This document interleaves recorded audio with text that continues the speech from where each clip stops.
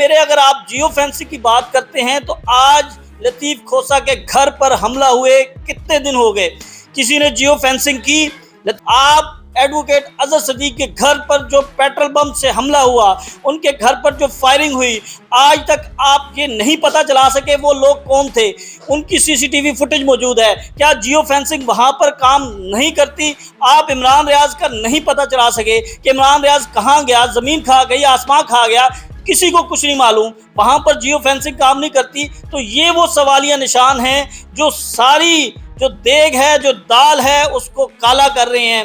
اور فواد حسن فواد اور احد خان چیمہ، یعنی وہ اس وقت نہیں ٹوٹے تھے، اس وقت وہ نہیں مان رہے تھے، تو انہیں جو ہے وہ اتنی دیر پابند سلاسل رکھا گیا، اور اب بھی یہی ہوگا۔ جو لوگ نہیں مانیں گے، جو لوگ نہیں ٹوٹیں گے، انہیں اتنی دیر پابند سلاسل رکھا جائے گا۔ جو مان جائیں گے ان کے لیے راستے جو ہیں وہ پھر کھلنا شروع ہو جائیں گے۔ ناظرین، سپریم کورٹ کی جانب سے خواتین جو حراست میں ہیں، جو گرفتار ہیں، ان کے حوالے سے نوٹس لیا جا چکا ہے۔ آج صنم جاوید، طیبہ راجہ اور دیگر خواتین ان کی ضمانتیں جو ہیں وہ مسترد ہوئیں۔ آج کافی زیادہ چانسز تھے، لوگ یہ بات کر رہے تھے کہ شاید آج ان کی ضمانتیں ہو جائیں اور وہ عید اپنوں کے ساتھ گزاریں، لیکن آج جب ان کی ضمانتیں مسترد ہوئیں تو وہ امید دم توڑ گئی کہ عید وہ اپنوں کے ساتھ گزاریں گی۔ لیکن ابھی تازہ ترین اپڈیٹ یہ ہے کہ سپریم کورٹ کی جانب سے نوٹس لیا گیا ہے، تو کیا یہاں سے کوئی دروازہ کھل سکتا ہے ان کی رہائی کا؟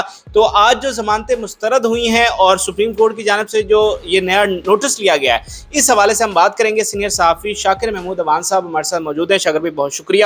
پہلے تو بتائیں کہ آج کافی امید تھی کہ ان کو ضمانت مل جائے گی، صنم کو، طیبہ کو، لیکن ضمانت نہیں مل سکی۔ آج کیا ڈیولپمنٹ ہوئی ہے؟ دیکھیں فراز صاحب، مجھے بالکل امید نہیں تھی، اور مجھے نہیں لگ رہا تھا کہ یہ خوشخبری جو ہے وہ سنائی جائے گی۔ ٹھیک ہے۔ اس کی بہت سی وجوہات ہیں۔ سب سے بڑی وجہ یہ ہے کہ جو شناخت پیٹ کے عمل میں ہم نے سارا عمل دیکھا، جس طرح اس کو التوا میں ڈالنے کی کوشش کی گئی، جس طرح اس سارے عمل کو قانون کے مطابق نہیں کیا گیا، تو یہ اندازہ لگانا جو ہے وہ مشکل نہیں تھا کہ ان کو ضمانت مل سکتی ہے۔ دیکھیں، ہمیں جو ہے وہ جو فیصلہ ہے، اب فیصلے میں جو ریٹن آئے گا تو ہم اس کو دیکھ کر جو ہے وہ بتائیں گے کہ کون سی بنیادوں پر جو ہے یہ ضمانتیں مسترد کی گئی ہیں۔ لیکن میں یہ سمجھتا ہوں کہ اس سارے کیس کے اندر جو ہے وہ کسی کی انا کو تسکین دینے کے لیے جو ہے وہ لگ ایسے رہا ہے کہ جیسے سارا عمل جو ہے وہ ایسے ہو رہا ہے۔ ہم نے دیکھا کہ خواتین کی آپ نے بات شروع کی تو مجموعی طور پر 180 افراد کی ضمانتوں کا یہ کیس تھا، جس میں سے صرف 34 افراد کی ضمانتیں منظور ہوئی ہیں اور 146 افراد کی ضمانتیں جو ہیں وہ مسترد کر دی گئی۔ اب جو خواتین کی اگر ہم بات کریں تو ان تمام خواتین، یعنی کوئی ایک خاتون مجھے دکھا دیں جس نے جناح ہاؤس کے اندر جا کر کوئی توڑ پھوڑ کی، ٹھیک ہے، کوئی ایک ایسی خاتون دکھا دیں جنہوں نے جناح ہاؤس کے اندر قدم رکھا ہو۔ ٹھیک ہے، ہوں گی ان میں سے کچھ، 1 2 4 5 ہوں گی، لیکن جن خواتین کی بات کی جا رہی ہے، ڈاکٹر یاسمین راشد جو ہیں وہ سب سے پہلے ہیں، پھر اس کے بعد عالیہ حمزہ کا نام آتا ہے، صنم جاوید کا نام آتا ہے، طیبہ راجہ کا آتا ہے، سپوہی عمران کا ہوتا ہے، عائشہ مسعود اور ماہا مسعود، یہ دونوں ماں بیٹیاں ہیں۔ یہ بھی اس مقدمے میں جو ہے وہ گزشتہ 50 دنوں سے جو ہے وہ پابند سلاسل ہیں۔ تو میں یہ سمجھتا ہوں کہ صرف اور صرف یہ سارا جو معاملہ ہو رہا ہے، اس میں کوئی ایسے شواہد جو ہیں وہ اب تک عدالت میں پیش نہیں کیے جا سکے۔ ہم عدالتی سماج جو ہیں وہ سنتے رہے ہیں، کوئی ایسا قابل جسے کہیں نا قابل گرفت جو شواہد ہیں وہ پیش کیے گئے ہوں، ایسا کوئی جو ہے وہ شواہد نہیں دیے گئے، ایویڈنس نہیں دیے گئے۔ صرف جو ہے اس معاملے کو التوا میں ڈالنے کی کوشش کی جا رہی ہے، یا پھر شاید اس کے کچھ اور محرکات ہیں جو ہمیں نظر نہیں آ رہے۔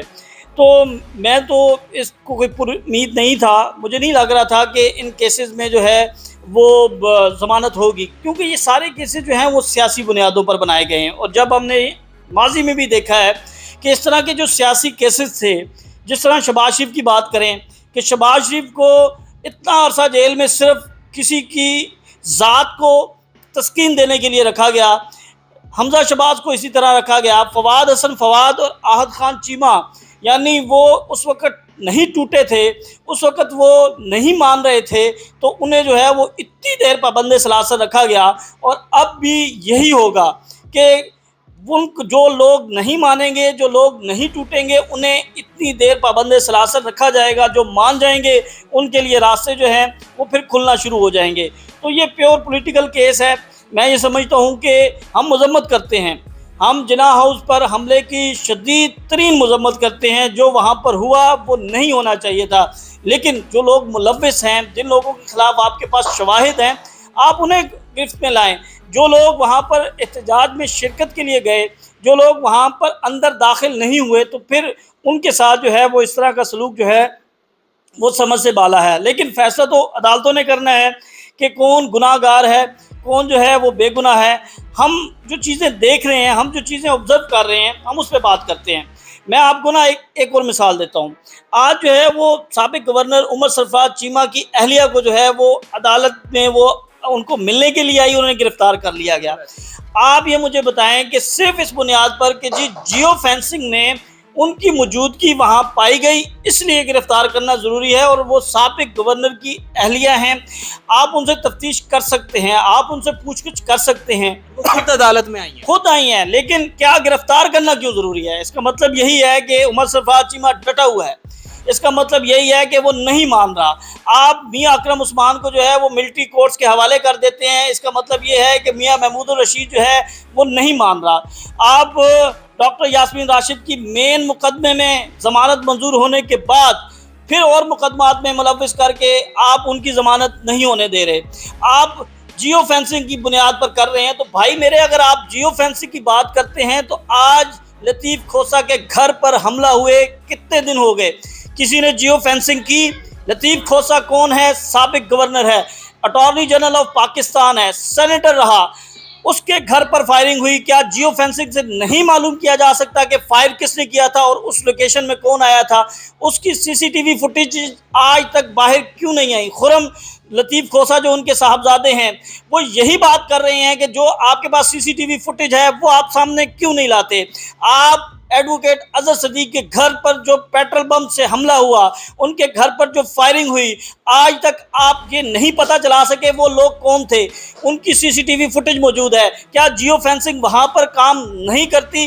آپ عمران ریاض کا نہیں پتہ چلا سکے کہ عمران ریاض کہاں گیا، زمین کھا گئی، آسمان کھا گیا، کسی کو کچھ نہیں معلوم، وہاں پر جیو فینسنگ کام نہیں کرتی؟ تو یہ وہ سوالیہ نشان ہیں جو ساری جو دیگ ہے، جو دال ہے، اس کو کالا کر رہے ہیں، اور آپ ان لوگوں کے ساتھ بھی زیادتی کر رہے ہیں جو لوگ ملوث نہیں ہیں، اور جو لوگ ملوث ہیں آپ ان کو بھی فائدہ دے رہے ہیں۔ کل کو آپ کو پتہ ہے کہ یہ کیسز ان سیاسی بنیادوں پر ختم ہو جائیں گے، اور اس کا فائدہ جو ہے وہ ان لوگوں کو ملے گا جو اصل اس محرکات کے مجرم ہیں، جو اصل میں اس سارے پلان کا حصہ ہیں، جنہوں نے توڑ پھوڑ کی، جنہوں نے وہاں پر جو ہے نظر آتش کیا چیزوں کو۔ تو میں یہ سمجھتا ہوں کہ یہ سارا معاملہ جو ہے، اس میں جو حکومت کی حکمت عملی ہے وہ مجھے انتہائی ناقص نظر آئی ہے۔ صرف اور صرف کوشش کیا ہے کہ جو بول رہا ہے اس کی آواز کو بند کر دو، کوشش کیا ہے کہ جو نہیں ٹوٹ رہا اس کو جو ہے وہ اندر کر دو۔ آج بھی آپ کے سامنے جو ہے وہ ابھی ایک عمران خان کے پرانے جو ساتھی ہیں، انہوں نے آج پریس کانفرنس کی، کل انہیں گرفتار کیا تھا، آج انہوں نے وہ پریس کانفرنس کر دی، آج وہ پریس کانفرنس کرتے ہیں تو وہ رہا ہے۔ تو یہ پوری قوم کو نظر آ رہا ہے۔ ایڈوکیٹ احمد اویس صاحب نے اس دن بکرا کنونشن میں ایک بات کی کہ آپ لوگوں کے اندر خوف پیدا کر رہے ہیں، اور لوگ جو ہیں وہ ڈر رہے ہیں، لیکن اس وقت سے ڈریں کہ جب یہ خوف ختم ہوگا، اور جب یہ خوف ختم ہوگا تو نفرت پیدا ہوگی۔ تو خدا را ایسا نہ کریں کہ جو آپ کی یوتھ ہے، جو آپ کی مستقبل ہیں، وہ لوگ جو آپ سے بے تحاشا محبت کرتے ہیں، آپ ان کے دلوں میں وہ نفرت نہ پیدا ہونے دیں جس سے ہمارے اس ملک کو نقصان ہوگا، ہماری اس عرض وطن کو نقصان ہوگا۔ ہمارے لوگ جو ہیں وہ کیوں باہر جا رہے ہیں؟ یہ یونان کا واقعہ کیوں پیش آ رہا ہے؟ کیوں ہزاروں لوگ جو ہیں وہ باہر جانے کو ترجیح دے رہے ہیں؟ کیوں انہیں ایسا لگ رہا ہے کہ یہاں پر گھٹن کا ماحول ہے، یہاں پر سینسرشپ ہے، یہاں پر آپ بات نہیں کر سکتے، یہاں پر آپ کے حقوق جو ہیں وہ محفوظ نہیں ہیں، جس کا جو دل چاہے گا وہ اٹھا کر لے جائے گا۔ یعنی اگر میں 9 مئی کو اس جگہ سے گزر رہا ہوتا تو آج میں یہاں پر آپ سے بات نہ کر رہا ہوتا۔ یعنی اس حد تک جو ہے وہ آپ نے اتنے لوگوں کو پکڑا جن لوگوں سے آپ کو کچھ بھی نہیں ملا، تو پھر یہ سوالیہ نشان کس پر ہے؟ وہ جو 10 دن 20 دن لوگ وہاں پر جیل میں رہتے ہیں، ان کے ذہنوں پر کیا نقوش پڑ رہے ہیں؟ کیا وہ اس ملک سے اب اسی طرح ایک معزز شہری بن کر اپنی زندگی گزاریں گے؟ کیا وہ کرمنل نہیں بنیں گے؟ کیا وہاں پر جا کر ان کے لیے وہ چیزیں پرووائڈ کی گئیں کہ ان کی اصلاح کی جائے؟ یہ بہت سے سوال ہیں فراز صاحب۔ میں یہ سمجھتا ہوں کہ یہ ساری چیزیں جو ہیں یہ صرف اور صرف جو ہے وہ پولیٹیکلی وکٹمائزیشن ہو رہی ہے، اور یہاں پر جو ہے سب لوگ دیکھ رہے ہیں، سب لوگوں کو سمجھ آ رہی ہے کہ کیا کیا جا رہا ہے، کون کس کا کیا کردار ہے، سب کو نظر آ رہا ہے۔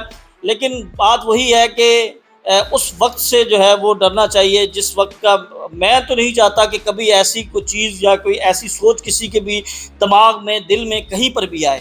ہم یہ چاہتے ہیں کہ جو ملوث ہیں ان کو تو آپ دیں سزا، بھائی دیں، لیکن جو ملوث نہیں ہیں ان کے لیے تو کم از کم جو ہے ان کو رہائی ہونی چاہیے۔ تو جب یہ فیصلہ آیا تو سننے میں آیا کہ صنم کی والدہ کی طبیعت بھی خراب ہو گئی اور ان کے والد بھی تھوڑے جذباتی ہوئے، ابھی ان کی کیا کنڈیشن ہے فیملی کی؟ دیکھیں ہماری اس وقت بات ہوئی جب یہ فیصلہ سنایا گیا، تو اسی دوران جو ہے ان کی والدہ کی طبیعت جو ہے وہ کافی بگڑ گئی، ان کا بلڈ پریشر جو ہے وہ ڈسٹرب ہوا، پھر انہیں فوری جو ہے ہاسپٹل منتقل کیا گیا، اور اسی دوران پھر فیصلہ بھی آ گیا۔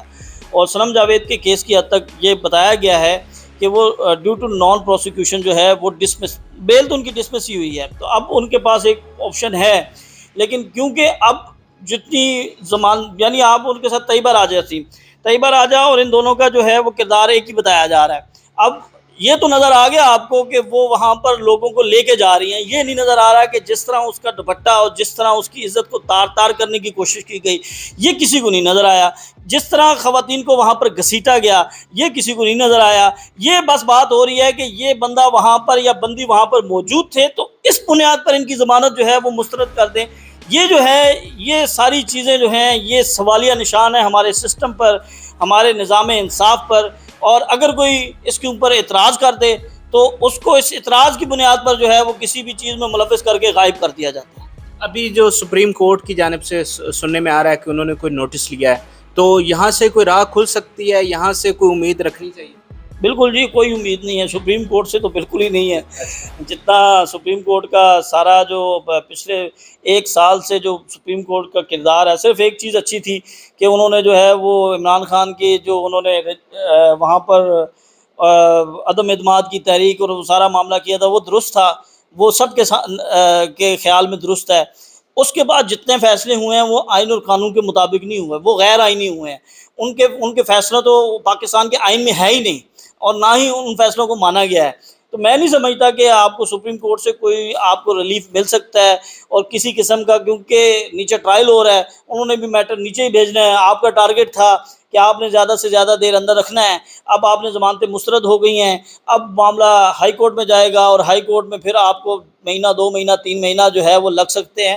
تو میں یہ دیکھ رہا ہوں کہ یہ جو 134 لوگ ہیں ان میں سے کچھ چیدہ 5 10 15 ہوں گے جو شاید 1 مہینے 2 مہینے بعد جب ہائی کورٹ ڈیسائیڈ کرے تو نکل آئیں، لیکن یہ مجھے 6 ماہ سے جو ہے وہ کم نہیں نظر آتے۔ ان کو اسی چکر میں جو ہے وہ ڈالیں گے، اور جب تک یہ توبہ طائب نہیں ہوتے تب تک جو ہے وہ ان کی خلاصی نہیں ہوگی۔ یعنی جب تک توبہ طائب نہیں ہوتے یا پولیٹیکل کوئی سیٹلمنٹ نہیں ہو جاتی تب تک رہائی ہوتی ہوئی شاکر بھائی کو نظر نہیں آ رہی، اور سپریم کورٹ کے حوالے سے وہ کہہ رہے ہیں کہ ہمیں کوئی توقع کوئی امید نہیں رکھنی چاہیے۔ تو سوچئے اگر کسی ریاست کی سپریم کورٹ سے ہی آپ کو کوئی توقع اور امید نہ ہو، اور وہاں کا چیف جسٹس آپ کو یہ کہے کہ آپ صبر کریں، تو پھر پیچھے کیا رہ جاتا ہے؟ پھر انسان کے پاس کون سا ایسا ادارہ ہے، کون سی کہاں پر سائل کہاں پر جائے اور کس سے انصاف طلب کرے؟ ہمیں آپ اجازت دیں، اللہ حافظ۔